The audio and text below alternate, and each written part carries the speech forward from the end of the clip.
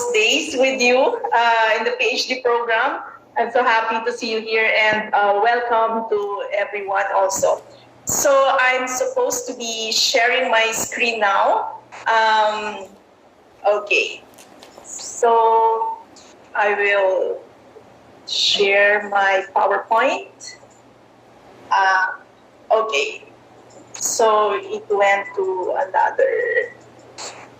Okay, so the title of my talk is Landscapes in Nursing Research, Improving the Quality of Nursing Care and Services through Translational Research.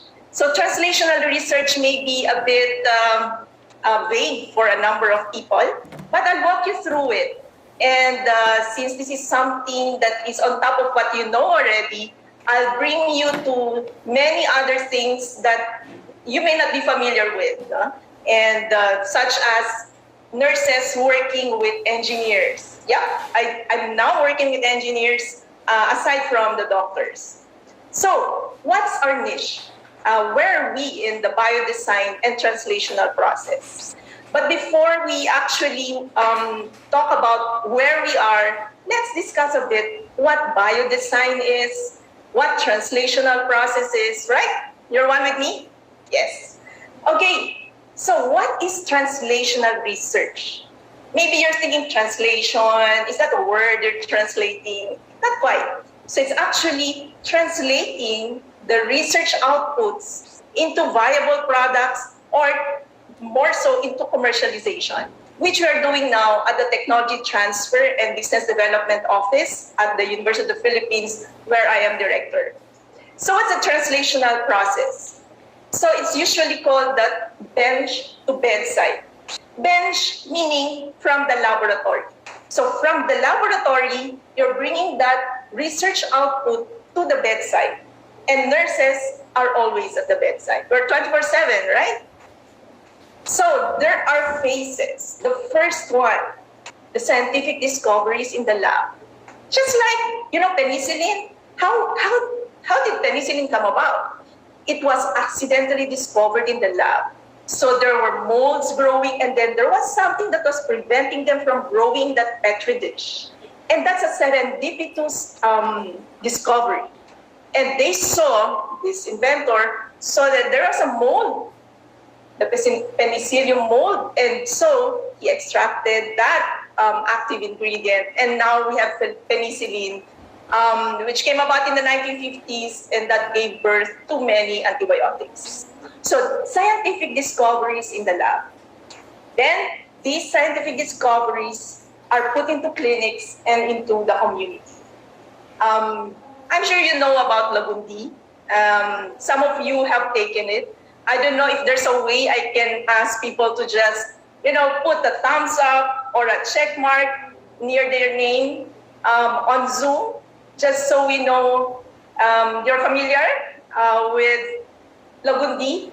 Lagundi for asthma, for your cough. Yeah? So I'm sure some of you have taken it. I personally have taken it.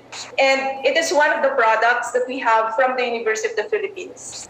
Our doctors, pharmacologists, pharmacists, and even the agricultural experts from University of the Philippines, LB, Los Baños, came together and came up with this Lagundi. So aside from Lagundi, we have Sambong, yeah? And it's already a medicine. It's different from nutraceutical, where it's a food supplement, right? It's a medicine that has gone through the clinical trials. Okay, it's available already in the market. So T3, the actual practice or use of the device. So when a person or that product is being used already at the bedside. And T4 will be the policy adoption. And that's already at the end of the whole translational process. Okay, I'm going to share with you the Biodesign Program of Stanford. I personally, since that's what Professor Sumile had said, I had my education on translational medicine at the University of California, Berkeley, and San Francisco.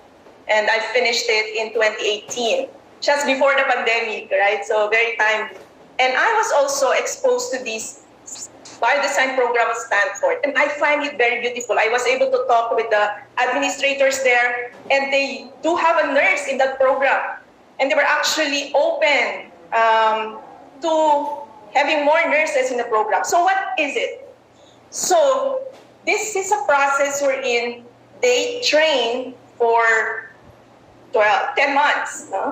People from the clinical side, and you have doctors there, of course nurses, and then engineers, and then you have lawyers, and you have business people. And what will be the phases of their program? They do needs finding. You see the picture here? Got this from their internet, their website. And this is a doctor, and these are the students, or the fellows, they call them, in the biodesign program. And they look at what is the need in the clinical area. So that's needs finding. Number 2, after listing out all the needs, as they see, they observe and interview the clinicians, they do screening of those needs. And there are parameters to determine what would be the priority need. And concept generation. So this is the need. How are we going to address that need? And then concept screening. So screen again after generating it. And then strategy. How are we going to bring this about? This solution that we came. Then after the strategy, they do business planning. So from that whole 10-month program, the biodesign program, they actually come up with patents. And that's what we do also in our office. We draft patents, and we facilitate the intellectual property protection of a number of inventions. We already have more than 100 at the University of Philippines, Manila. And then business plan, that's why you need a business person in the team. So that's the Stanford program.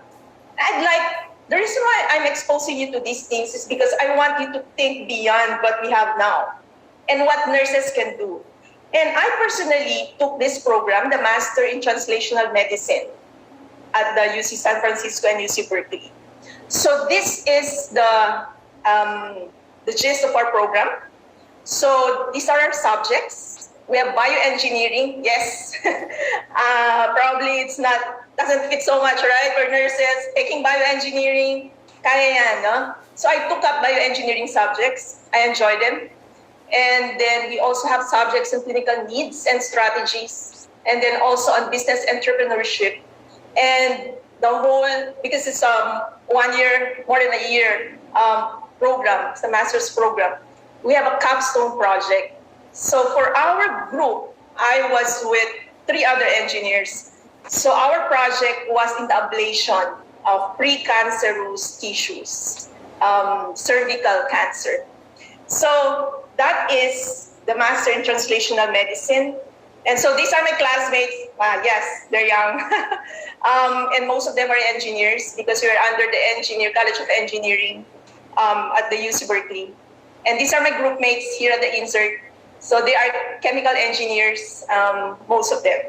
So I was the only nurse. So the teams that we try to come up with, we have a clinician, either as a nurse or a doctor. We have 2 surgeons in our cohort, so we call that class a cohort. And then we have also an ophthalmologist. So very few doctors, and I was the only nurse. No? But in the previous cohorts, there were also nurses. So what is an ideal biodesign team? Having gone through what is a biodesign, that's translational, you have these, what we call the innovation personalities. So you have the builder. So it's the one who's conceptualizing and leading the team. Huh?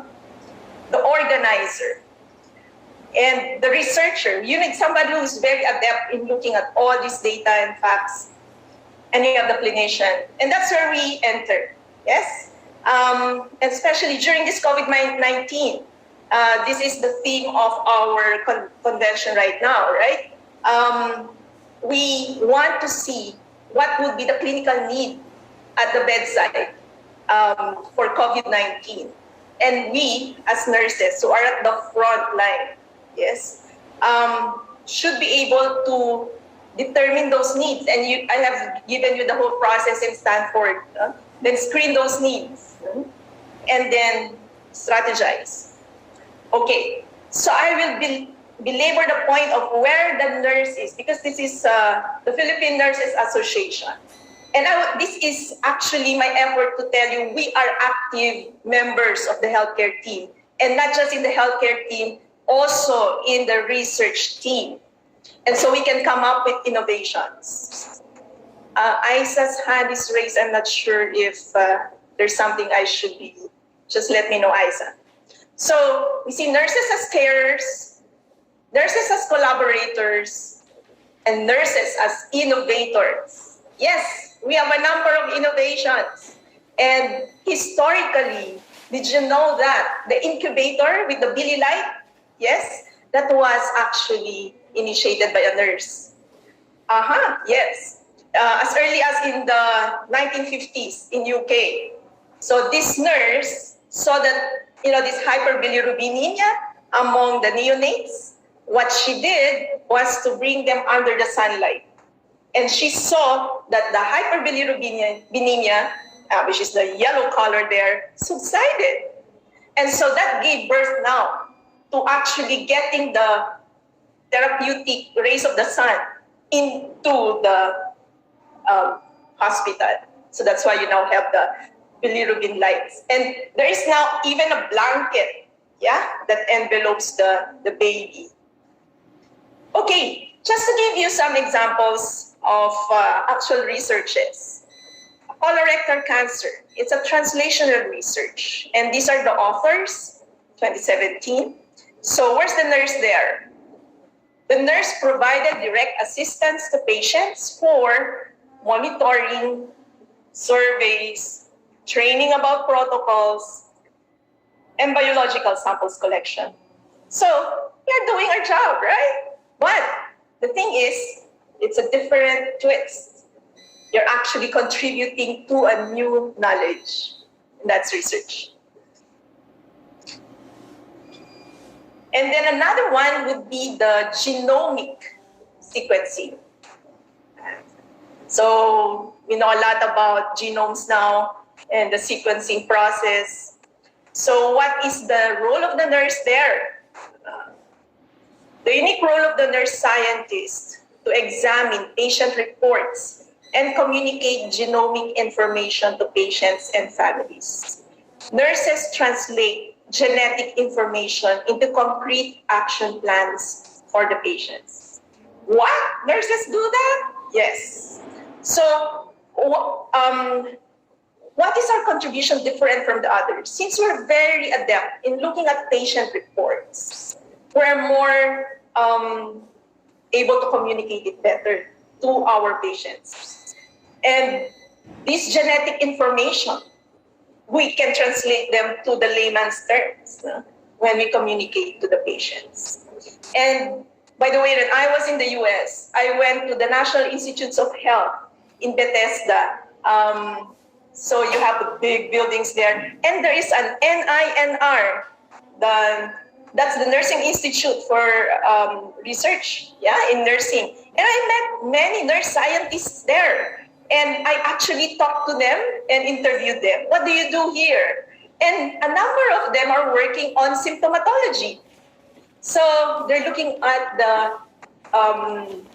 the symptoms that patients manifest for certain diseases, and they're looking in depth about it, examining it, And then there's another group of nurses. These are nurses. And I asked them, so what's your research? Where we're looking at the microbiome in the gut. Wow. So what do you do with that? So they're looking at